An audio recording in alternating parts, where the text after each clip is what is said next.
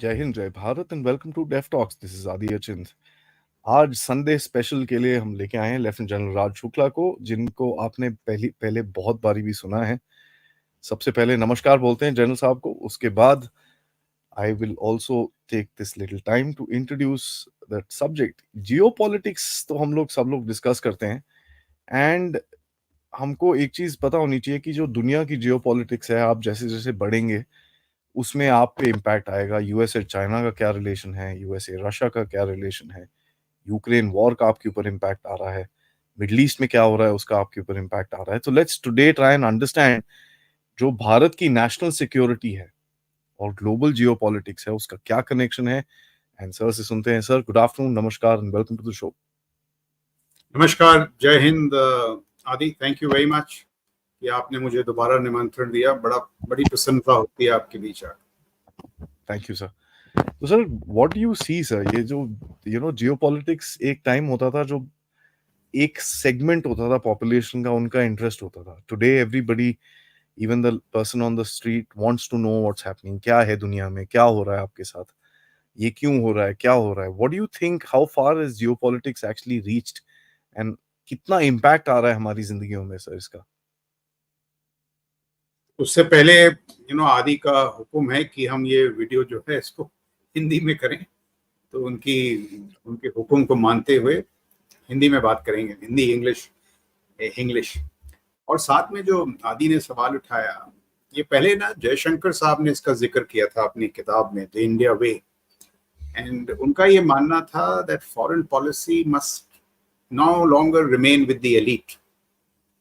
मेरा, और आप G20 में देखिए कितनी सफलता मिली है। जब आप फॉरेन पॉलिसी को छोटे शहरों में ले गए हैं तो रुचि बढ़ी है, लोगों की समझ बढ़ी है। और वो जो छोटी छोटी चीजें थी जयपुर और शहरों से, वो अभी they become global projects, that infrastructure corridor, biofuel. तो जो मेरा ये मानना है कि राष्ट्रीय सुरक्षा के क्षेत्र में भी हमको, या राष्ट्रीय सुरक्षा को भी डिसेंट्रलाइज करना चाहिए। राष्ट्रीय सुरक्षा को हमें छोटे शहरों, कस्बों में ले जाना चाहिए।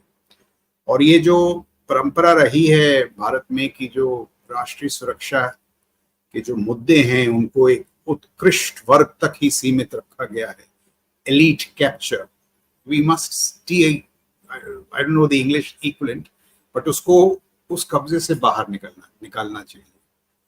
और ये इस पे जरा एक मिनट हमें गौर करना चाहिए कि of course there are many fine minds in Delhi and the foreign policy establishment, but जो हमारे छोटे शहर हैं, गली कस्बे हैं, वहां पर भी बहुत विवेक है राष्ट्रीय सुरक्षा को लेकर। तो अगर हम इसका मिश्रण कर दें, इसको हम डिसेंट्रलाइज कर दें, तो शायद जो हमारी राष्ट्रीय सुरक्षा के प्रति जो सोच है और जो सामरिक विचारधारा है, स्ट्रेटेजिक आउटलुक, वो और पैनी हो जाएगी। That will become fine and focused. तो ये एक मैं बात कहना चाहता था।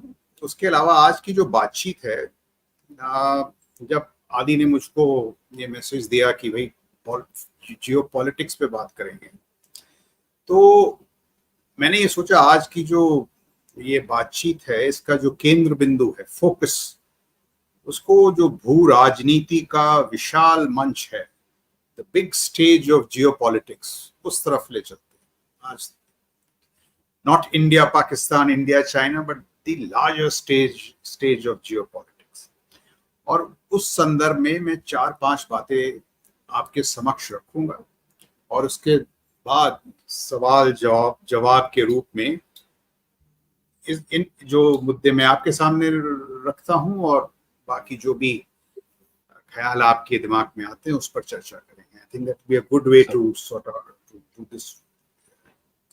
तो जब हम भू राजनीति की ओर अपनी नजर ले जाते हैं, तो कम से कम मेरे को ये लगता है कि जो विशाल मंच है जियोपॉलिटिक्स का, उसमें जो एक द मोस्ट इम्पॉर्टेंट डेवलपमेंट, जो सबसे महत्वपूर्ण क्या कहें, जो घटनाएं हो रही हैं, वो है अमेरिका और चीन के बीच में जो प्रतिस्पर्धा है, the geopolitical competition between US and China, वो अपनी चरम सीमा पर। ये जो डेकेड है, आने वाले 10 साल हैं, शायद ये जो जियोपॉलिटिकल कंपटीशन है इसका हमें शिखर देखने को मिले। और ये some people say that this is the most critical geopolitical competition in history। और अगर ऐसा है और ये शिखर की ओर अग्रसर है तो इस पे हमें एक नजर रखनी पड़ेगी, इस पे क्या सीख हैं, और भारत को इस दशक में अपने कदम जो हैं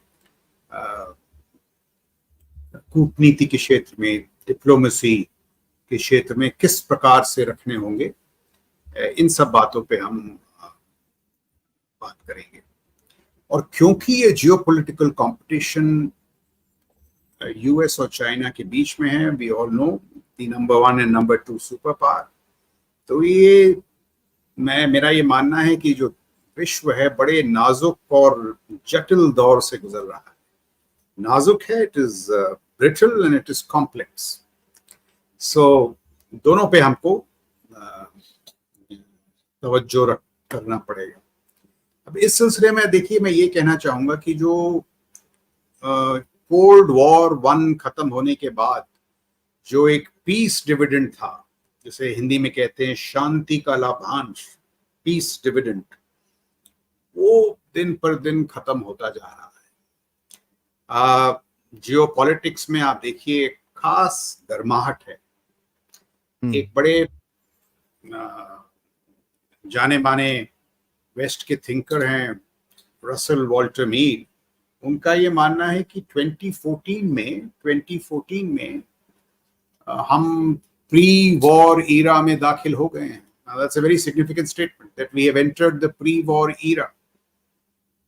अभी एक यहाँ पे आईपैक चीफ का राउंड टेबल हुआ था, तो उसके जो इवेंट्स थे उसमें बहुत लोगों का मानना था, many top generals of the world, that आजकल के जो सोल्जर्स हैं they are the war generation.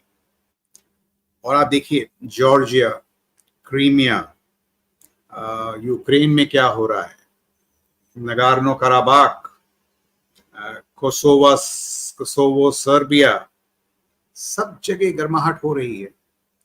और सो there's a good phrase in English that the world is not only tense but is also becoming rivalrous, increasingly rivalrous। और यहां तक लोगों का कहना है कि यूक्रेन जिसने जो वैश्विक ढांचे हैं, जो ग्लोबल स्ट्रक्चर्स हैं, supply chain, economics, grain, oil, energy, जो युद्ध हो रहा है उसके अलावा जो वैश्विक ढांचे हैं उनमें तबाही मचा के रख दी है। कुछ लोगों का कहना है कि यूक्रेन तो सिर्फ झांकी है, असली कहानी अभी बाकी है। सो यूएस और चाइना के बीच जो ये कंपटीशन है ये बड़े घमासान का रूप ले सकता है। आप यूक्रेन देखिए, आप Putin defied 4 American presidents to do what he did। तो जब दुनिया ये कह रही थी कि साहब युद्ध लड़ाई नहीं होने वाली, युद्ध का युग नहीं है, युद्ध हुआ क्योंकि हम बाकी चीजें नहीं सुलझा पाए। और अगर यूक्रेन झांकी है और असली पिक्चर अभी बाकी है, तब तो मतलब हमें सतर्क रहने की जरूरत है। आप आने वाले साल को देखिए, ताइवान में जो इलेक्शंस हैं, चुनाव हैं, वो जनवरी के महीने में है, भारत में जून के महीने में है, यूएस के चुनाव नवंबर में है। तो ये जो चुनाव का सिलसिला है या चुनाव की जो श्रृंखला है, क्या इसका फायदा चीन उठाएगा?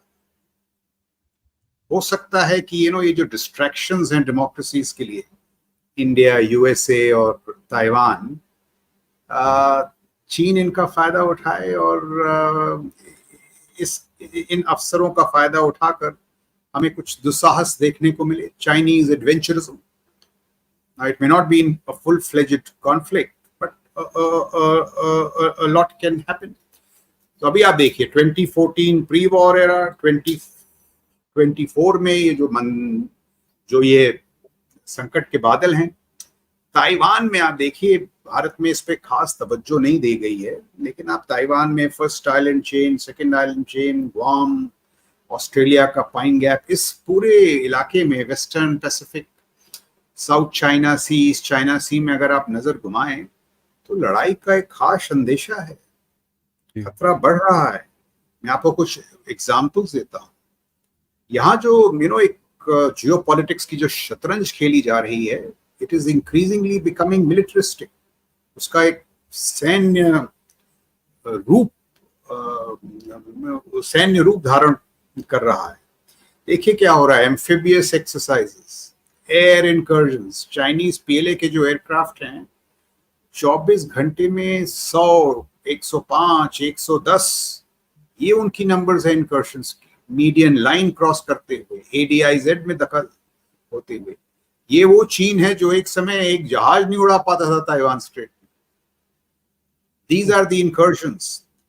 देखिए एडमिरल पपारो जो हैं, जो आईपेकॉम के जो सीएनसी हैं, कमांडर इन चीफ डेजिग्नेट, वो कहते हैं जिस तरह से चीन के रॉकेट फोर्स ने ये TF-21, 26 के जो बेसिस आए हैं चाइनीज कोस्ट लाइन पे, वो जो समुद्री लड़ाई का स्वरूप है उसमें संपूर्ण परिवर्तन कर देंगे। यूएसएस केंटकी, जो चाइना का, जो यूएस का न्यूक्लियर प्लेटफॉर्म है, वो कोरियन पेनिनसुला के बरखिलाफ डिप्लॉयड है जी। गुआम में, पाइन गैप में, फर्स्ट आइलैंड चेन में $1 बिलियन मिसाइल अपग्रेड्स किए जा रहे हैं। एजिस, थार्ड और पेट्रियट के बीच में जो तालमेल बढ़ाने के लिए अमेरिका जो है फिलीपींस में बेसिस की तैयारी कर रहा है। कैंप डेविड में आप देखिए अभी क्या हुआ, trilateral defence accord, USA, Korea और जापान के बीच में defence accord. Japan is going for this 1000 missile plan. और उधर से भी आप देखिए रूस, नॉर्थ कोरिया और चीन के बीच उनकी जो पार्टनरशिप है उसमें भी बड़ी मजबूती आ रही है। ऑकस, क्वाड, रॉकेट फोर्स के डर से जो B-52 बॉम्बर फ्लीट है यूएसए की, उसको गुआम से उठा के डिस्पर्स किया जा रहा है। चाइनीज की जो कोस्ट लाइन है, ईस्टर्न कोस्ट लाइन, मोबिलाइजेशन हो रही है, ड्रिल्स हो रही हैं। तो मैं ये नहीं कह रहा हूं कि लड़ाई होने वाली है या होएगी, लेकिन लड़ाई के जो खतरा है, अंदेशा है, वो बढ़ता जा रहा है। अभी आप सिलसिलेवार देखिए, Georgia, Crimea, Ukraine, East China Sea, South China Sea. So Walter Mead is right when he says that we have entered a pre-war era. So much so that the proverbial Asian century may be at risk. बड़े दिनों से हम कह रहे थे साहब जो economic centre of gravity है वो एशिया की तरफ। अब आप जो खुशहाली है वो तब आएगी जब शांति हो जी। अगर शांति हो गई, यूरोप तबाह हो गया कि नहीं? यूरोप तबाह हो गया। अभी आप देखिए एशिया पैसिफिक का महत्व, 60% ऑफ ग्लोबल जीडीपी जो है, जो एशिया पैसिफिक से जाती है। जो दुनिया के आजकल सबसे बेहतर ग्लोबल वैल्यू चेन जिसे कहते हैं, मिसाल के तौर पे एडवांस सेमीकंडक्टर्स ताइवान में, वो सारे इंडो पैसिफिक में आसीन हैं। व्यापार के दृष्टिकोण से आप देखिए, यूरोप जो विश्व के सबसे अमीर तबके हैं, यूरोपियन यूनियन और अमेरिका, उनका ट्रेड है $950 बिलियन, लेकिन चाइना और आसियान का ट्रेड जो व्यापार है $1 ट्रिलियन। 1 ट्रिलियन। तो ये जो व्यापार है, खुशहाली है, इनकी जो हवाएं हैं वो निश्चित तौर से एशिया पैसिफिक और एशिया में है। लेकिन साथ साथ ये जो लड़ाई के जो संकट के बादल हैं, अगर ये आ गए, then the proverbial Asian century will be at risk।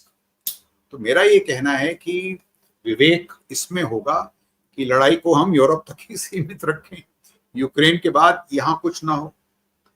और अब जब हम पैनी नजर मारे कि भाई ये क्यों हो रहा है, वी इवन अ फाइनर आई कि व्हाई इज दिस हैपनिंग, तो ये इसका बड़ा सिंपल सरल सा जवाब है कि जो चीन और अमेरिका के बीच जो ये प्रतिस्पर्धा है, कंपटीशन, इसका ये फलस्वरूप है। और 3-4 मिनट हम ये जो प्रतिस्पर्धा है इस पे हम एक नजर डालें। ये कंपटीशन जो है, अगर आप माइकल पिल्सबरी को पढ़ें तो ये 1949 1939 1950 में शुरू हुई थी, जब उन्होंने कहा साहब 100 ईयर मैराथन कि 100 साल में, ये कोई एक तेज दौड़ नहीं है, बट चीन ने ये निश्चय किया कि 100 सालों में हम यूनाइटेड स्टेट्स ऑफ अमेरिका से आगे निकल जाएंगे। और इसीलिए आपने देखा वो हाइड एंड बाइट। और ये जो 100 ईयर मैराथन है, इसका खात्मा होना था 2049 में, 2039 में, and it is linked to Xi's dream. But हुआ क्या, जो शुरू में जो हाइड एंड बाइट का जो प्लान था डेंग साहब का, और ये वो जिसे मैं कहूंगा कि hide and bite, never take the lead, never take the lead, उससे बड़े फायदे हुए। 40 मिलियन और 400 मिलियन चाइनीज जो हैं उनको गरीबी रेखा से ऊपर निकाला गया। ये एक बड़ा अचीवमेंट है, पीएलए का ट्रांसफॉर्मेशन, तकनीकीकरण। बट हमेशा डेंग साहब का मानना था कि अग्रसर ना हो, तो नॉट टेक द लीड। चीन जब अमेरिका से मिलते थे, उनके जो मीटिंग्स वगैरह कहते थे साहब देखो हम तो कितने गरीब हैं, हम क्या करें, आप हमको दे दीजिए कुछ पैसे, कुछ technology. So it was elaborate exercise in deception, trickery. अभी ये जो जी और इनके एडवाइजर्स हैं, ये जो इन्होंने जिसे कहते हैं ना hide and bite has given way to loud and proud, एक प्रचंड स्वरूप जो इन्होंने दर्शाया है, जिसका प्रदर्शन किया है, जो आप देखिए ईस्ट चाइना सी, सेंकाकू, साउथ चाइना सी, एलएसी, वुल्फ वॉरियर डिप्लोमेसी है, कूटनीति में आक्रामक तेवर। मेरा ये मानना है कि ये बहुत बड़ी भूल थी चाइना की ओर से। और फलस्वरूप जो यूएसए ने रिएक्ट किया है, जो मैकमास्टर साहब ने पॉलिसी तैयार की और कहा no longer strategic engagement but strategic competition, जिसके बाद फलस्वरूप आपने ये चिप्स रिडक्शन एक्ट और ये जो पूरा जो पुशबैक हुआ है, ये जो है, ये जो शिकंजा है, ये चीन के गले पड़ गया। और अब चीन को मुश्किलात हो रही हैं, जो आपने जिसके बारे में सुना और बहुत बात की है आदि ने भी, और जो उनकी फेलिंग इकोनॉमी और फलाना ढमकाना। आई मीन, बट एक और जो बात हुई है, because Xi has gone loud and proud, ये जो शिखर जो था इनकी प्रतिस्पर्धा का, वो जो शायद 1920 या 50 में होता, वो शिखर इस डिकेड में उसकी हम चरम सीमा देखेंगे। The competition will intensify and it may reach a finality. और उसमें जो सबसे बड़ा खतरा है ये कि जो एशिया पैसिफिक या इंडियो पैसिफिक में जो शांति थी, जिसके फलस्वरूप इतनी तरक्की हुई, खुशहाली हुई, ये जो है इसमें ये बाधा, बहुत बड़ी बाधा बनेगी। और तो इसलिए अब जब हम ये जो टकराव है चीन और अमेरिका के बीच, इसकी हम समीक्षा करें तो इसके जो रूपरेखा है, उसके मुख्य बिंदु क्या है। जैसे मैंने कहा, कई गलतियां की चाइना ने, जो प्रो रिफॉर्म एजेंडा से वो हटे, जो जैक मा के बरखिलाफ कार्रवाई की। अभी तो कई अमेरिकन जो economist that were bulls on China, bulls on China have become bearish. Growth rates में जो गिरावट हुई है, अब जो जी साहब का कंट्रोल फिसलता नजर आता है, रॉकेट फोर्स पे, पीएलए पे, उनके फॉरेन मिनिस्टर और कोई 10-12 जो जेल गए हैं, तो ये जो है ये आसार अच्छे नजर नहीं आते। लेकिन इसके अलावा अब ये मैं मुद्दा उठाऊंगा और इस पे हम बातचीत करेंगे। मेरे को ये लगता है, अगर हम बड़ी तस्वीर देखें तो अब भी चीन में काफी शक्ति है। एक समय था जब अमेरिका की इकोनॉमी, जो आकार था उसका, अमेरिका की अर्थव्यवस्था का, वो 8 गुना थी, 8 टाइम्स। अभी पीपीपी टर्म्स में तो चाइना आगे हो ही चुका है। जो नॉमिनल टर्म्स में चीन की जो इकोनॉमी है वो 70%। कोल्ड वॉर 1 में सोवियत यूनियन की इकोनॉमी कभी 40% से आगे गई नहीं जी। China is already 70%। जो इमर्जिंग टेक्नोलॉजीज हैं, जैसे मैं पहले भी बता चुका हूं, 44 इमर्जिंग टेक्नोलॉजीज में 37 में चीन आगे है। पर देखिए अमेरिका को कभी राइट ऑफ नहीं करना चाहिए। हम कह रहे हैं साहब चीन आगे हैं, अमेरिका खुद कह रही है, बट चैट जीपीटी जो है वो अमेरिका से निकल आता है। तो उनका जो इनोवेशन है वो अभी भी बराबर है। और इनोवेशन, जिसे हमारे प्रधानमंत्री भी कहते हैं अनुसंधान, उन्होंने कहा है अमृत काल में अनुसंधान विल बी की, द एबिलिटी टू इनोवेट। उसमें भी आप देखें, उसके आप अगर मुख्य बिंदु देखें तो चीन आगे है चाइना से। और अभी आप देखिए दो चीज और जिसका जिक्र किशोर महबूबानी करते हैं, बहुत मैं इनसे बड़ा इत्तेफाक रखता हूँ। बहुत सालों से जो एशियन एलीट है जो अमेरिकन वेस्टर्न यूनिवर्सिटीज में गया और वहां से जो उन्होंने फायदा उठाया रैशनैलिटी, सोच विचार के तौर तरीकों से, उसका अभी असर हो रहा है। ये जो चीनी लोग जो वापस आए, उन्होंने जो अपनी सिविलाइजेशनल विजडम है, जो सांस्कृतिक विरासत है, उसकी जो बुद्धिमत्ता है, उसके साथ जब उन्होंने समावेश किया, तो अभी आप देखिए एक लोग कहते हैं कि अगर China, if the average Chinese mind, if the quality of the average Chinese mind can be just 25% of the average American mind, चीन की इकोनॉमी जो है अमेरिका की इकोनॉमी से बड़ी हो जाएगी। And all indicators suggest that the Chinese quality of mind is improving. अच्छा, भारतीयों को देखिए, अभी मैं कहीं पढ़ रहा था, एक अमेरिका का सर्वे है that Asian median incomes in USA are higher than white median incomes. तो एशियंस तो अच्छा कर ही रहे हैं। बाइडेन एडमिनिस्ट्रेशन में 140 ऐसी पोजीशंस हैं जो इंडियंस को मिली है। एंग्लो सैक्सन वर्ल्ड में 60% कैबिनेट पोजीशंस इंडियंस को मिली है।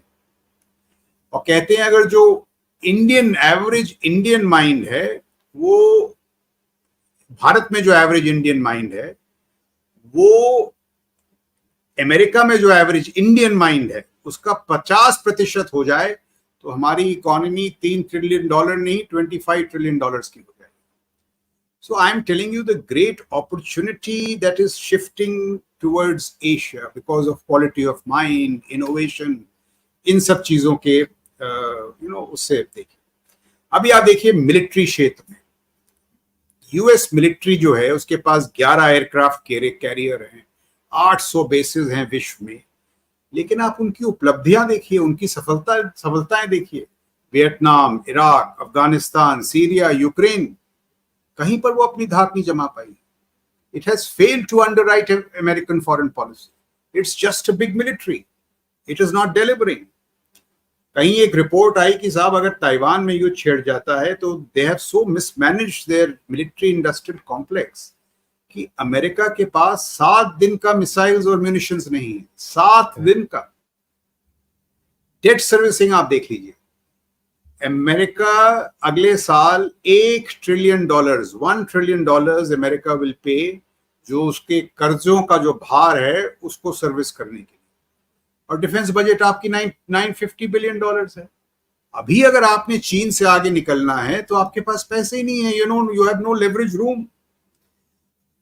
और देखिए अभी जो डॉलर चैलेंज है, ये भी एक बड़ी महत्वपूर्ण बात है। आई थिंक 1945 में प्रेसिडेंट रूजवेल्ट की मुलाकात हुई थी किंग अब्दुल अजीज के साथ यूएसएस क्विंसी पे, और उन्होंने कहा था साहब आप हमको तेल दीजिए, या तेल आप हमको डॉलर के रूप में दीजिए। The dollar should be the metric to for trading in oil, और हम आपको सुरक्षा दें। अभी अमेरिका ने एमबीएस को नाराज करके ये जो and what did they do with this, ये जो डॉलर की सर्विसिंग हुई उसको उसने लगाई अपनी मिलिट्री के लिए।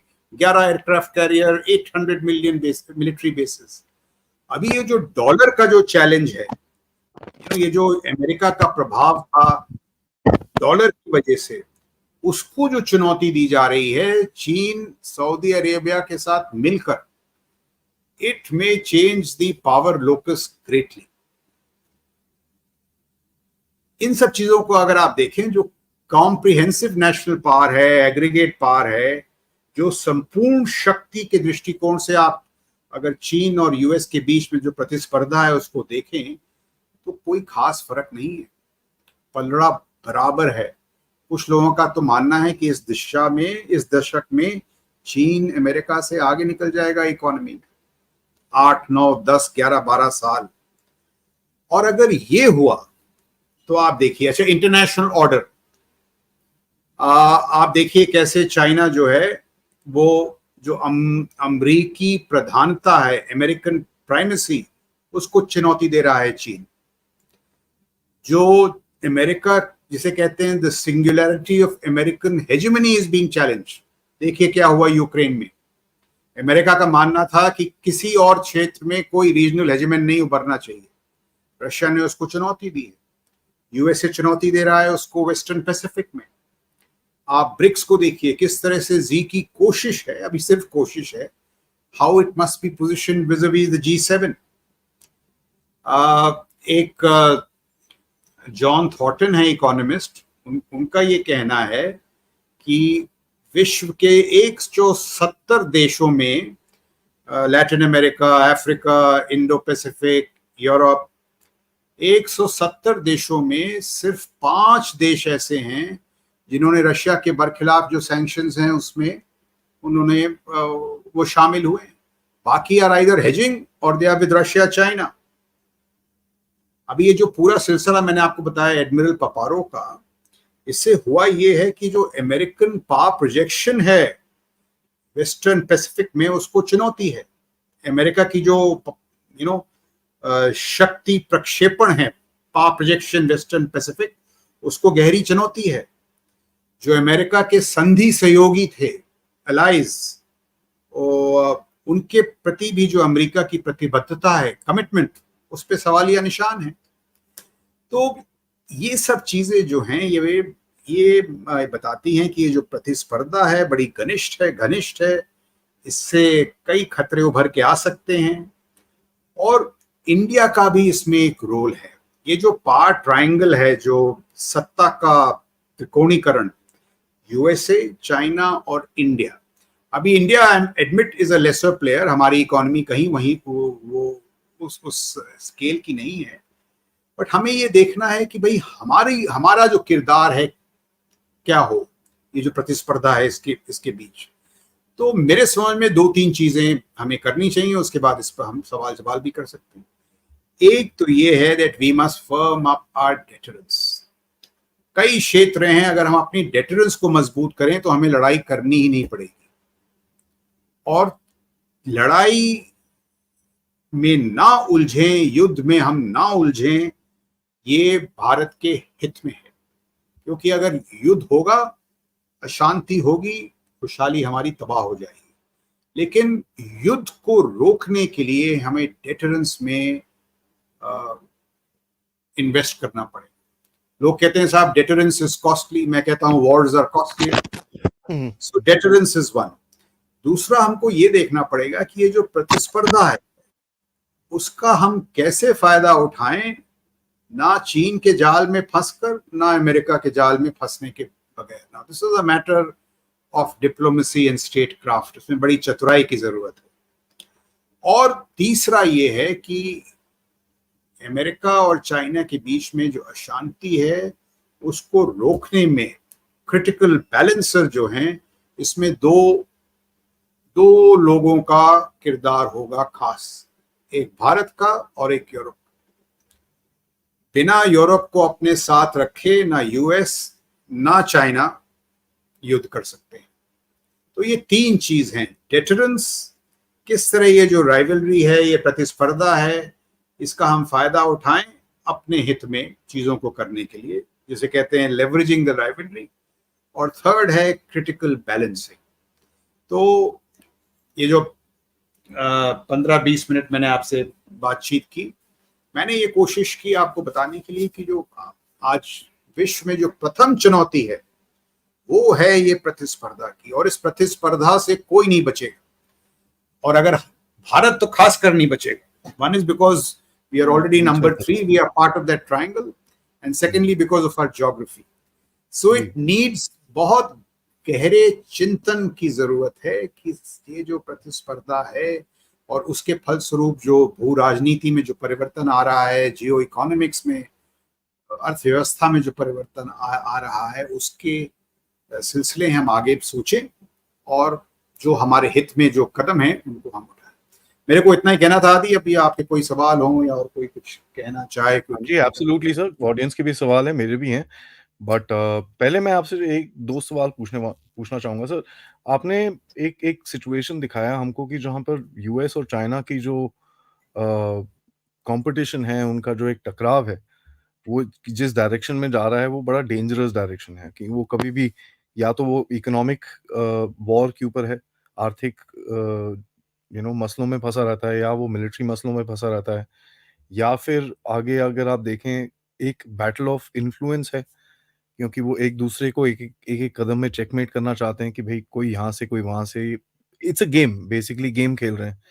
बट मैं जो आपसे पूछना चाहूँगा कि सर चाइना का जो एक एक सेटअप है, जो पिछले 2-3 साल में कहने को आपने जैसे बताया कि शी जिनपिंग जो अंदर कंट्रोल्स कर रहे हैं, ये कर रहे हैं, उसका एक रीज़न है कि जो उनका एक स्ट्रक्चर है वो थोड़ा-सा इट्स टेकन अ बीट, वो थोड़ा-सा एक झटका लगा है उनको।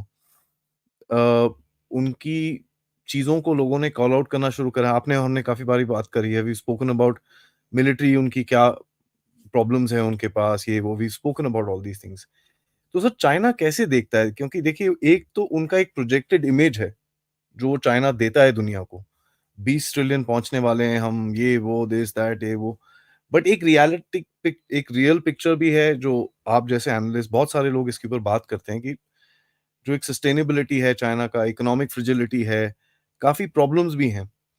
उस प्रॉब्लम के चलते सर एक डेस्परेशन निकलती है। चाइना के पास टाइम कम है, जो अपने आप को एक दुनिया में एक पार एस्टैब्लिश करने के लिए, that that time is less. तो आप इस चीज़ को कैसे देखते हैं सर? बिकॉज़ जैसे बोल कई लोग बोलते हैं कि चाइना का डिक्लाइन शुरू हो चुका है। तो will this actually impact Xi Jinping's decision to project himself कि भई दुनिया में जाके अपने को दिखाना, जब अपॉर्च्युनिटी है, क्योंकि एक बारी आपका डिक्लाइन कंफर्म हो गया, फिर दिखाने के लिए क्या रहेगा आपके पास? So is this the time of danger? ये ना बहुत लोगों का मानना है कि चाइना जो है उसकी आप अगर हिस्ट्री ले लें तो बहुत बार it has been in decline and it has been in the ascendant. तो जैसे यूएस आल्सो सेम, हाँ। 100 साल डिक्लाइन हुआ, फिर 300 साल की उनकी चढ़ाई हुई। कुछ लोगों का ये कहना है कि ये चाइना की जो चढ़ाई है इसकी शुरुआत है, और जो हमने देखे हैं 300 साल की जो चढ़ाई की शुरुआत है उसके प्रथम 40 साल। अब this is, I can not put my finger whether this is a decline और it is very 40 years of that. Impossible, या बट देखिए, दो तीन चीजों पे हमें गौर करना चाहिए। चाइना की तो मुश्किलात हैं ही, मतलब अभी मैं दोबारा गिना दूं, जो उनके अर्थव्यवस्था की जो बढ़ोतरी की जो दरें हैं, मतलब अभी 2 to 3%, एक टाइम 10% थी। जिस कंट्री में रियल एस्टेट का योगदान 30% हो, वो मजबूत हो ही नहीं सकती। जैक मा के बरखिलाफ जो उन्होंने बेवकूफी की, because you sent a larger message to the entrepreneurial class कि साहब, do not be Jack Ma was like Bill Gates and Elon Musk rolled into one।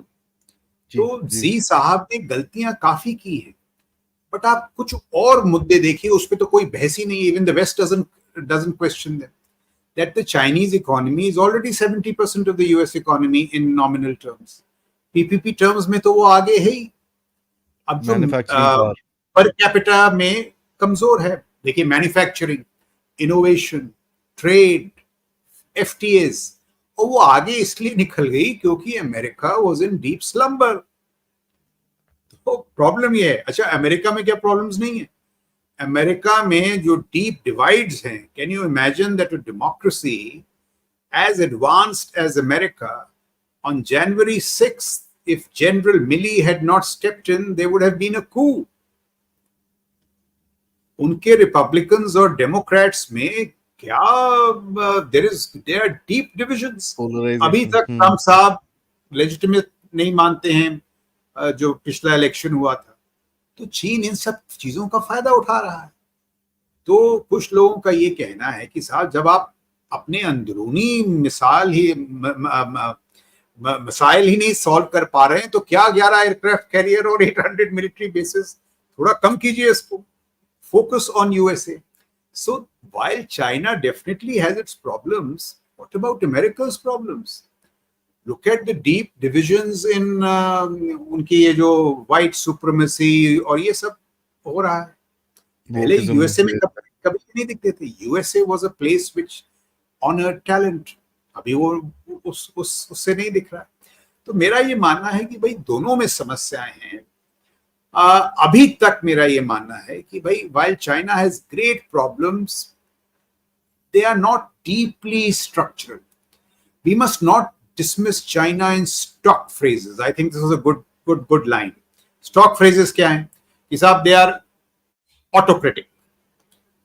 They will collapse. They may collapse. But the point is why they may not collapse. मैंने वो जो talent की आपको बात कही थी. भाई China is also a meritocracy. America has become a plutocracy. Plutocracy in the sense that you network, whom you know. By China, you cannot become president unless you have gone through a very rigorous process of having managed a province, managed a state. In USA, a guy like Donald Trump can become president. तो ये सबकी अपनी कुछ शक्ति है, कुछ वो है. So, but जो larger point that I am making is that number one and number two, they are so close to each other today that दोनों में क्षमता नहीं है that they can increase the lag so much that one is a superpower and there are very close powers now. अब वो जो मैंने आपको निकाल दी, अगर $1 trillion आपकी डेट सर्विसिंग है तो आप कहां से मिलिट्री पे खर्च करेंगे? You see, so that bigger game America has lost because they were sleeping. And the lesson is therefore for India that India में भी हम कह रहे हैं साहब विश्व गुरु, ये वो बिल्कुल अच्छी बातें हैं, बट ऐसे नहीं बनेंगे विश्व गुरु. मेहनत करनी पड़ेगी, सोच करना पड़ेगा. तो मैं कह रहा हूं साहब बिल्कुल मौका है हमारे लिए, बट विवेक से इसका इस्तेमाल करिए. I am the first person who says that भाई war is not in our interest, but to avoid war you have to invest in deterrence. We have to be even more watchful. जो मैंने वो दूसरा कहा, if both USA and China are going to destroy itself, तो हमारे लिए बड़ा सुनहरा मौका है उभरने के लिए. And we are also in that triangle. I cannot think of a third country. So it is India, USA, and though हमारी इकोनॉमी अभी नीचे है, but we are also in that ascendant moment. Sir एक और चीज मेरे को आपसे पूछनी है with regards to great power competition. अगर आप देखें जो एक जॉन मर्शाइमर ने काफी इसके बारे में लिखा है, I have been reading him recently. बहुत ही इंटरेस्टिंग उनका मानना है कि एक तो रीजनल ग्रेट पावर कंपटीशन है जो हमारे और चाइना के बीच में है, और वो सिमेट्रिक्स में होता है, एसिमेट्रिक्स में होता है, वो बहुत डिफरेंट रूप लेता है, मणिपुर ये वो. एक है ग्लोबल ग्रेट पावर कंपटीशन जो आप आज देख रहे हैं दुनिया के स्टेज पे बाहर निकल रहा है, क्योंकि you can see it G20 में आता है, ब्रिक्स में आता है, UN में आता है, and there is a lot of push and pull जो एक वर्ल्ड ऑर्डर है उसके ऊपर. एंड मेरे को इसके ऊपर आपसे पूछना है सर, जो ये चेंज हो रहा है वर्ल्ड ऑर्डर, एक क्राइसिस आई है पेंडेमिक की और यूक्रेन की एक क्राइसिस है, और ये क्राइसिस के अंदर चेंज होता है वर्ल्ड ऑर्डर. इसके अंदर जो यूएस का, जैसे उस दिन जयशंकर साहब ने बोला कि एक जो पोलरिस्टिक वर्ल्ड बनेगा, which will be a multipolar world, जो ट्रू मल्टीपोलर वर्ल्ड बनेगा. एंड यूएस को एक चीज समझ में आ गई है कि मैं खुद नहीं कर सकता, मेरे को ये डिफरेंट पोल्स बनाने पड़ेंगे, and I have to create power centres जिनको मैं सपोर्ट करूंगा. इसके अंदर ये जो एक ग्रुपिंग बन रही है सभी, Russia, China, Iran, north Korea, इनकी जो एक ग्रुपिंग सी है, how do you see these two groupings? और हम जैसे जो ग्लोबल साउथ बोलते हैं, हम लोग बीच में खड़े हैं, सेइंग यार let's talk, don't fight, there is no need to do that. आप कैसे देखते हैं ये क्राइसिस?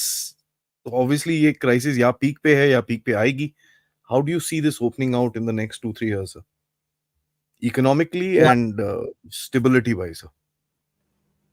आपने मर्शाइमर साहब का जिक्र किया. I am a big fan of मर्शाइमर.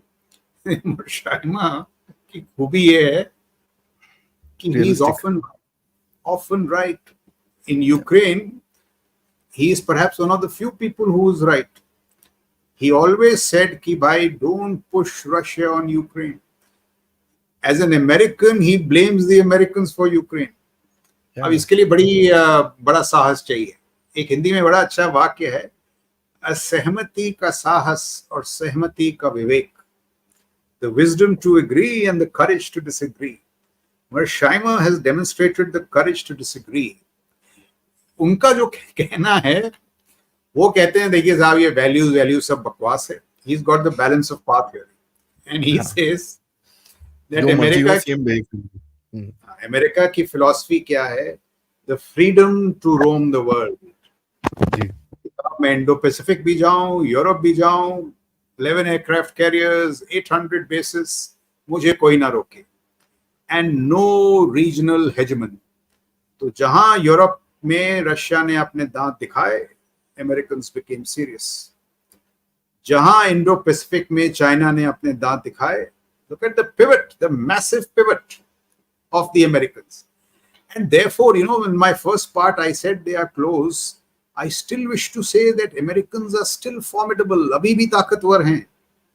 Japan ने भी कोशिश की थी नंबर 1 बनने की, अमेरिका ने उसको ठिकाने लगा दिया. So America still has the comeback power. We should not rule out America at all. It has the comeback power. They innovate. अभी आप देखिए क्या, जब अमेरिकन मिलिट्री को अपनी कमजोरियां पता लगी, they have invited Eric Schmidt. Eric Schmidt is driving AI through the American military. He has traveled 100 bases. आप कुछ भी कह लो, जितना चीन वीन, यूक्रेन में who produced the game changing technology? Elon Musk. It can only come from a country like, and therefore this competition is very complex. जैसे मैंने कहा ना शुरू, बड़ा जटिल है. It's very complex. It's very difficult to come. India का challenge क्या है? इंडिया का चैलेंज ये है कि भाई unipolar world led by USA, उसके तो बरखिलाफ हमेशा थे. बट अगर उसके स्थान पर you have a unipolar Asia led by China, वो तो बिल्कुल हमारे इंटरेस्ट में नहीं है. बिल्कुल. So we have to prevent both, and therefore very critical balancing is needed. लोग शांति वांति की बात करते हैं. I am a big proponent of peace, but peace through strength, peace through deterrence. As I have said, you know, Guru Tegh Bahadur puts it very well. He says, "Bal hoye, bandhan chhute, sab kuch lage upay. When strength accrues, shackles snap. Every move seems a stratagem." So benign power, but power. You know, that is very important. G20 आप देखिए. G20 से हमें क्या सीख लेनी चाहिए?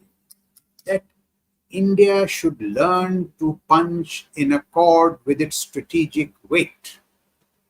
जब हमने ये ठानी कि साहब फॉरेन पॉलिसी में G20 was an event of style and substance, Shaili or Sar, both in the small things, the Natraj wheel, the Natraj and the Konark wheel, in the mehzbani जो मेजबानी थी, hosting, also in the substantive aspects, the 84 paragraphs of the joint statement.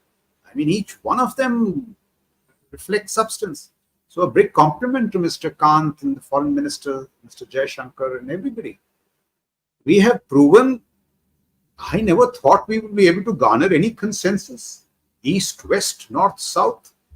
So India's moment has arrived. So if I make this point, कि अगर विदेश नीति के क्षेत्र में G20 was the breakout moment, we must look for a similar breakout moment in national security.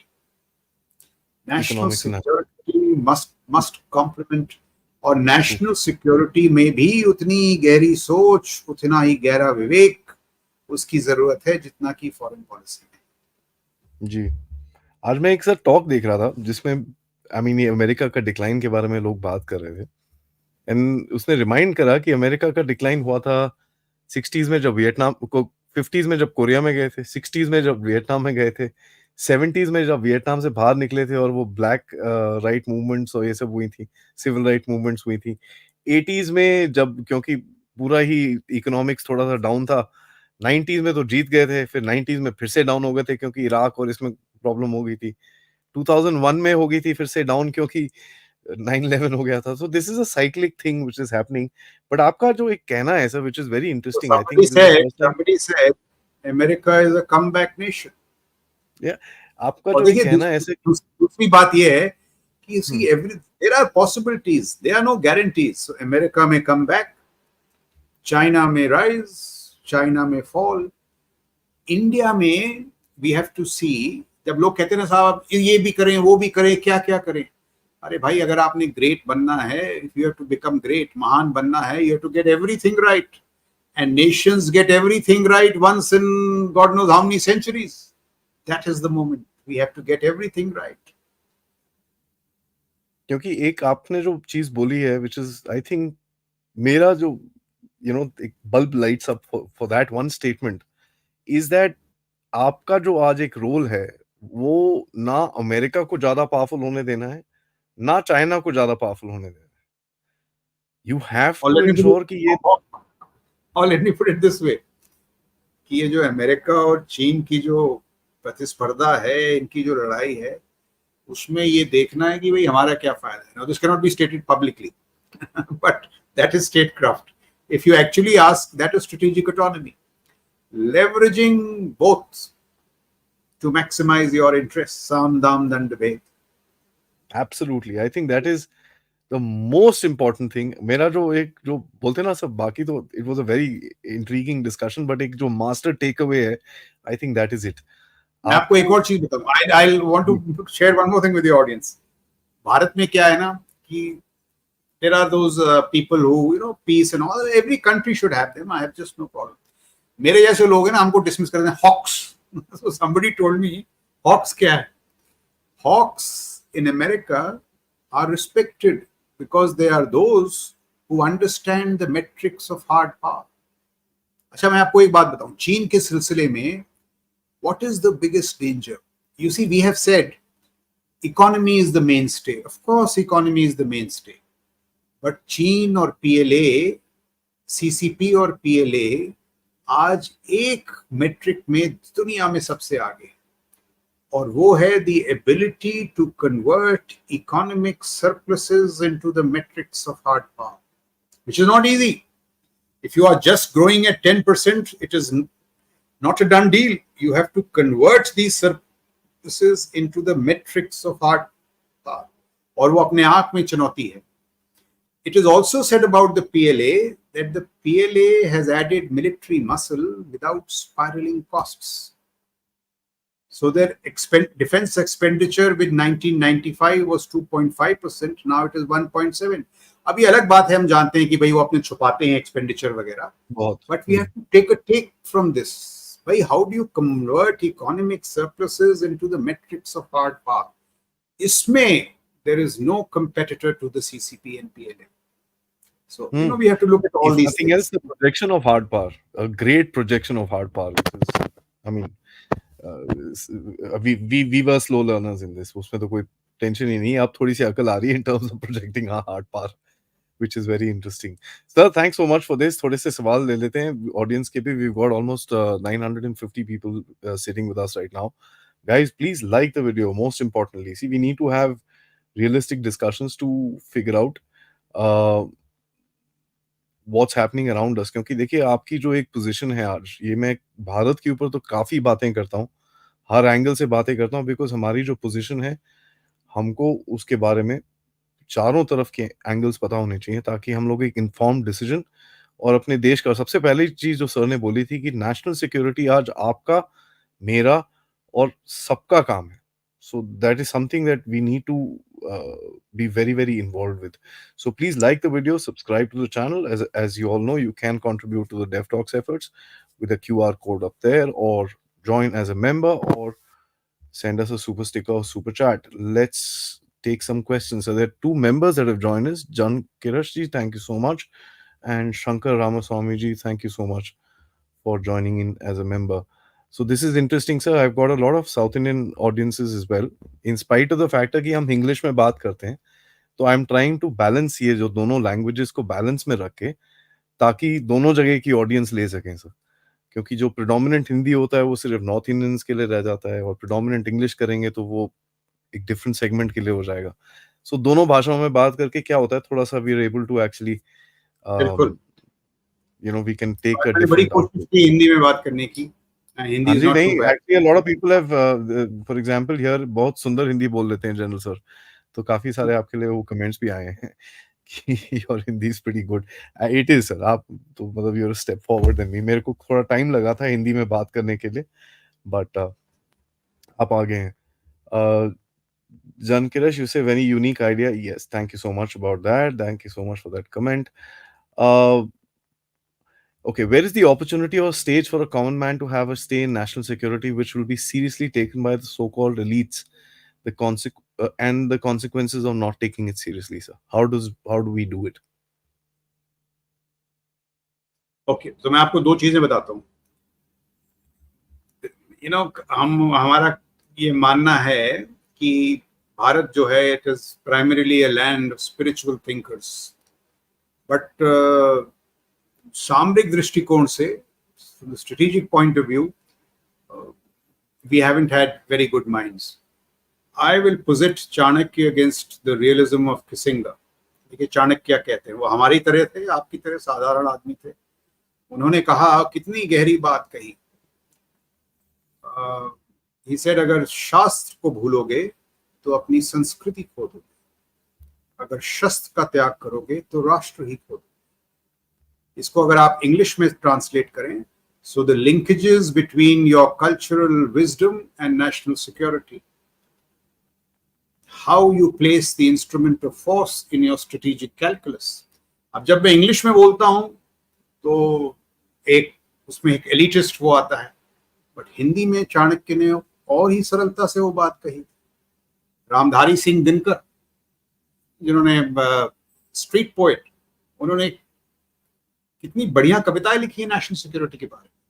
तो ये बिल्कुल मेरा मानना है कि जो छोटे शहर हैं हमारे, यूपी, पंजाब, महाराष्ट्र, केरला वगैरह में, भाई विवेक तो उतना ही है. तो wisdom is common.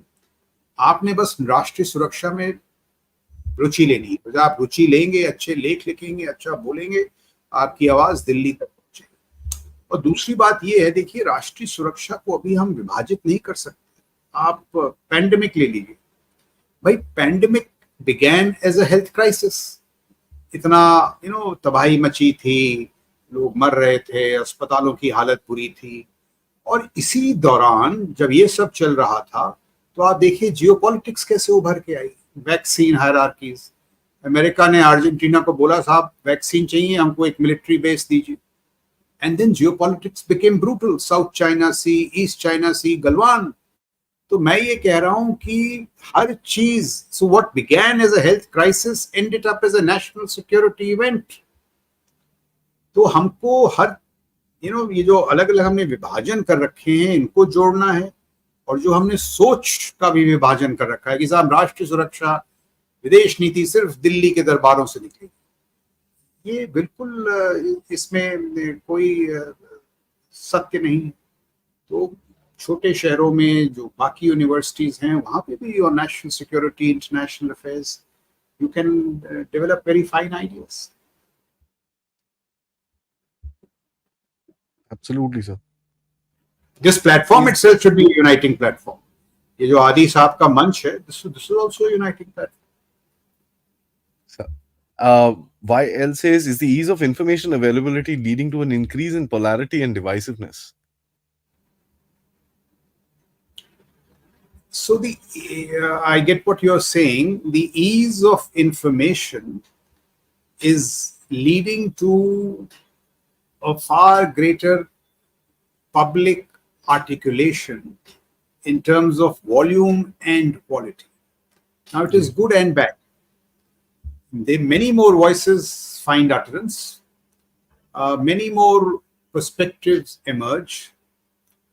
But it is our own interest that multiplicity of perspectives should lead to positivity. It should lead to growth. It should lead to communication. It should lead to dialogue. Why should it lead to divisiveness? So the problem does not lie in the ease of information. It lies in how we use those channels of information thereafter. तो बिल्कुल channels तो बढ़ेंगे, बढ़ने चाहिए, but from these channels we should get better ideas, more ideas, and not polarity, not divisiveness. I mean, Absolutely. I think there's no question in that. India, that is Bharat. He asked after Trudeau's Canada debacle, the Five Eyes leaks pertaining to India have Russians and French and Japanese gained more intelligence trust in India's perception. Just leave the French, Japanese, and this thing. So, what do you think is the world opinion? दुनिया का क्या opinion है about जो India का एक India ने अपना narrative दिया है, एक ट्रस्ट फैक्टर. पहले तो कोई आपकी बात मानता ही नहीं था, आज थोड़ा डिफरेंट दिखता है. आपका क्या ओपिनियन है?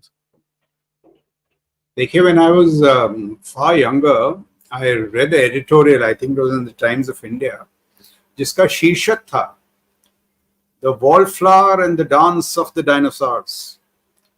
So India was a wallflower जिसको कोई डांस के लिए नहीं पूछता था, especially the two dinosaurs, USA and Soviet Union. We were not even asked for a dance. Today, India, for various reasons, one is because we are the number 5 economy becoming the number 3 economy, and two, because we are a strategic military force to reckon with. Pokhran tests, are going nuclear, the quality of our military. So both these are great population, 141 crores. It's a market. It's a force to reckon with. I pointed out to you the quality of the Indian mind. 140 Indians in the Biden administration, 60% of cabinet rank positions in the Anglo-Saxon world. So Indians are good. Satya Nadella, Aarti Prabhakar, so many, Geeta Gopinath. So bhai, why do we even ask this question? We are being wooed, we are respected, not because anybody is doing a favor to us, because we are good. But what should smart Indians do now? We should say we are good, but we will become better. We will dialogue, we will compete, we will let our work speak. So, and then India's moment will come. जो आपने दूसरी बात पूछी ना, वो 5 eyes, देखिए मेरा तो बड़ा एक सरल मानना है. Within the 4 walls of your country, within your territorial boundaries, there has to be values. There has to be trust. We have to respect each other. Beyond the boundaries, it is all statecraft. Sam, dam, and the bhed. National interest by means fair or foul. So there should be no strategic innocence. किया उसने ये कर दिया, वो करेगा यार. If he does something, you should have your plans ready. Yeah. We should not get. And I think, two things. Of late, we have demonstrated new normals in our strategic outlook. We have told Pakistan that if you exceed your brief, we will not talk. We will respond. Even the Chinese in Kailash. So, even the Canadians in the West. Even the Canadians in the West. Canadians. The message. Also, what has happened, because of information platforms like Aadi and all, we have also begun to stitch a narrative कि भाई हम ये कर रहे हैं इस वजह से कर रहे हैं. Having said that, I also think that we must resist short-term temptations. Even in foreign affairs, in the long term, values, trust, these things do matter, the depth of your relationships. So, there was a time when Indian power used to invoke resentment. Today, Indian power is invoking respect. So it's a combination of a lot of good that has happened, by the political class, by the diplomats, by the military, by our professionals, technological professionals, by our scientists, by the common citizen. So I think this is India's moment. These next 25 years will be very critical, but not by sitting on your haunches. I'm not saying that at all. बड़ी कड़ी मेहनत करनी पड़ेगी. You will have to be competitive. And अभी तो trailer है, दोस्तों picture बाकी है. दीपांकर जी, he asks, Bharat believes in Vasudeva Kutumbakam while China believes in Mehi Vasudeva and Mehi Kutumbakam. In a way, yeah. So I think, Bharat is wiser. Bharat believes in Vasudeva Kutumbakam, which means one world, one family, one future. One future. But let us not forget Swami Vivekananda. Swami Vivekananda also was an Indian. Swami Vivekananda said that the world is a gymnasium where nations come to make themselves strong. So India has a multi-dimensional perspective. जो अतिथि हैं, जो हमारे दोस्त हैं, उनके साथ हम दोस्ती से पेश आए, लेकिन जो बदमाश हैं उनको हम जिम्नेजियम में ठीक करें. So that should be it. So we should be guided by the spirit of Vasudev Kutumbakam, but also the wisdom of Swami Vivekananda. इससे एक छोटा सा सवाल मैं पूछूं आपसे सर, जो अमेरिका का एक जो परसेप्शन है दुनिया के अंदर कि यार अमेरिका से पंगे मत लो, सैंक्शन करेगा नहीं तो आके अटैक करेगा तुम्हारे ऊपर. चाइना का क्या है कि यार ये उल्टे काम करेंगे, दे विल डू कुछ इधर उधर पैसे पूसे दे के आपके प्रोटेस्ट करेंगे, ये करेंगे वो करेंगे, they will infiltrate your system. हमारा जो पर्सपेक्टिव आ रहा है एक ग्रोइंग पावर, जिसे आपने ट्रायंगल बोला सर, बट जो हमारा पर्सपेक्टिव है वो बड़ा सॉफ्ट पर्सपेक्टिव है. वसुदेव कुटुंबकम, योगा, हम एक डिफरेंट तरह से, ये एक डिफरेंट वे है जो हमने अपनाया है, and it's a very fresh way of doing things. I'm saying, Vasudev Kutumbakam is not soft. Vasudev Kutumbakam is a very elevated concept. But that elevated concept is nursed on an edifice of strength. And that strength is what Vivekananda tells us. So it has to be a deft combination of both. कभी ये नहीं था, ये तो हमने अपने आप ही कर लिया कि साहब we are only spiritual thinkers and we are only let me tell you, look at military power. The youngsters on this show must study it. Military power has a hard dimension, it has a soft dimension. Yes. They are softer dimensions of military power. Military diplomacy can be potent. Deterrence can be potent. In fact, the instrument of force की खूबी ही वही है. It should be so sophisticated and calibrated. It should radiate such deterrence that you don't have to use it. तो ये जो चीजें हैं इस पे हमने गौर करनी है. The Prime Minister once said a very good thing about foreign policy, Indian foreign policy. He said, ना आंख झुका के ना आंख उठा के, आंख मिलाकर बात करें. That is also a way of looking at it. That, with the smaller countries, we will not be, what shall we say, what is that word? Hegemonic? No, the word is where you, we will not, I'm forgetting that word. And with the bigger countries, we will not be differential. We will talk with the eyes level, but we will also be level-headed. I think Mr. Shiv Shankar Menon uses this phrase, and I must tell you, in our evolution, we must not mistake influence and weight for power. We must know that we have influence, we have weight, but we have to work hard to convert the influence and weight into power. So, I mean, this whole business of statecraft is very complicated, requires great intelligence. And therefore, more and more of you must come onto this platform. We want good minds, bright minds, thinking minds. No questions. Last two questions and a comment. She says, "Sir, USA seems to be undergoing the economic crisis. How they add on to it consistently by financing Ukraine, where it is understood USA's own economy is under question." You could ask the same thing about China as well. अपनी इनकी हालत खराब है and they're still wanting to go into whole lot of other things. How do you kind of see these two countries trying to overfinance themselves, sir? This what I narrated, that incident of Aziz and Roosevelt, that has given America an exorbitant privilege. An exorbitant privilege, that means because of the strength of the dollar, they simply print their way out of trouble. But now people are questioning that. When you have an economy, Chinese economy, which is 70% of your economy, the challenge to the dollar will come. And that exorbitant privilege that the Americans have. You see, the American system is simple, but it is also worth studying. They take talent from all over the world. So when it comes to talent, it is not 300 million Americans, 350 million Americans. It is 8 billion of the world. What a smart thing to do. सबका talent लेता हूं. I use that talent to create technology, to create ideas, to innovate, to lead, and then I generate these revenues to fund my 850 million bases, 800 bases, 11 aircraft carriers, and protect my economic interests around the world, freedom to roam the globe. India, abhi aap dekhiye, why is our talent sitting in USA and Europe? We have to devise measures to retain talent. So within this country, we have to devise measures of talent retention, talent identification.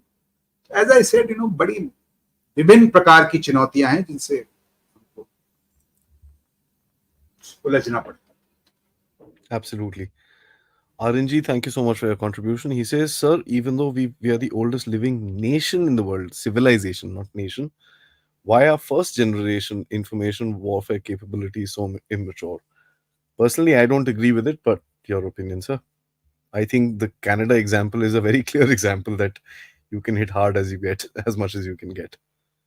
So this has 2-3 dimensions. One is of late we have, at least in the sphere of diplomacy, I think we've been leveraging our IW quite well.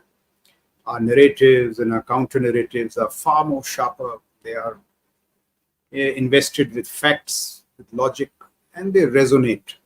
But there are some areas, for example, you look at this Indian thinking. The Chinese, I'll quote Kishore Mehbubani, who says, when Indians make this excuse, democracy wala, he says, open society, closed minds. Closed society, open minds. Why should China lead in ideation? And here I'll give you an example, say, of the military. Abhi Ukraine ka kya lesson hai? Ukraine ka lesson is that data is the new engine of war. You have to get data going. Once data talks to data, great things happen. The world is seeing it today. When did the Chinese see it? 2010. What do? They create the strategic support force. What is a strategic support force? It is a separate service created to dominate the information spectrum, to digitally enable the PLA. So in that sense, we are behind. In that sense, we are not where we should be. And so there you are right. While our information narrative in the diplomatic sphere has been good, in many other areas, this whole business of information warfare, structuring a narrative. You see, narrative also is complex. Narrative is one for the world, one for your domestic audiences. So for the domestic audience, the Chinese narrative was work hard, talent, meritocracy, 100-year marathon. For the external audience, it was hide and bide. It was a lovely exercise in deception and trickery, which said कि देखो हम तो इतने कमजोर हैं, हम क्या करें, हमको कुछ पैसे दे दीजिए, टेक्नोलॉजी दे दीजिए, हम आपकी तरह बन जाएंगे. Chinese Communist Party will become a democracy. So what the Americans are most upset about today is how they were taken for a nice good ride by the Chinese. Now that is also a narrative. Hide and bide was a skillful narrative and artful exercise in deception. So information warfare, everything has layers. बड़े पहलू हैं इन सब चीजों के. Absolutely. Absolutely. And the last comment, sir, this is the first time in history there will be 3 power poles. So we need to play our cards very carefully. I think. So let me give you somebody told me this. It is said that, from the year 1 to 1820 in history, 1 to 1820, the foremost civilizations of the world and therefore the economies were India and China. India and China. Then there was this aberration, 200 years because we went into colonial rule. China went through that phase of humiliation. So if China and India come back, actually this aberration in history of 200 years will be coming to an end. History will be restored to what was once the reality, year 1 to 1820. Please research this fact. And if there's any truth in it, then India and the Chinese civilizations have always been ahead of the world. Look at our Nalanda, the traditions of Shivaji, Maharaja Ranjit Singh, the Cholas. Chanakya, these, you know, these saints we had like Kabir and all. We are a rich civilization. We thought well, we acted well, we were martial. So all those attributes of greatness should be restored. Absolutely. Sir, thank you so much. There are so many comments here, so many questions, so many comments that we've not been able to take because I don't want to, sorry, drag this particular show on. Thank you so much for your time. It's been lovely talking to you. Take away guys, sir ने दो चीजें बोली हैं which really struck me and बहुत ही जबरदस्त चीजें बोली हैं कि एक है वो ट्रायंगल कॉन्सेप्ट जो आपने बताया कि दुनिया में एक ये ट्रायंगल चीज है which is something that we need to look at. Bharat है, अमेरिका है और चीन है. और दूसरा चीज आपने बताया कि जो भी कह लीजिए आपका आज जो काम रहेगा कि वो दोनों को पकड़ के रखना है आपको. You can not let any of them get on to your head. तो आपको पता है चाइना का क्या गेम है, आपको पता है यूएसए का क्या गेम है, दोनों के आपको टेस्ट मिलते रहते हैं regularly. So you know what the game is, how you should go forward. So thank you, sir, for bringing these 2 points out. Fantastic, narrative, and grateful. Nice of you to take out the time, and I'll see you again shortly, sir. Jai Hind. Thank you, Aadi. बहुत बहुत आभार आपका. I must conclude in Hindi. Okay, bye. Bye bye, sir. Thank you. Jai Hind.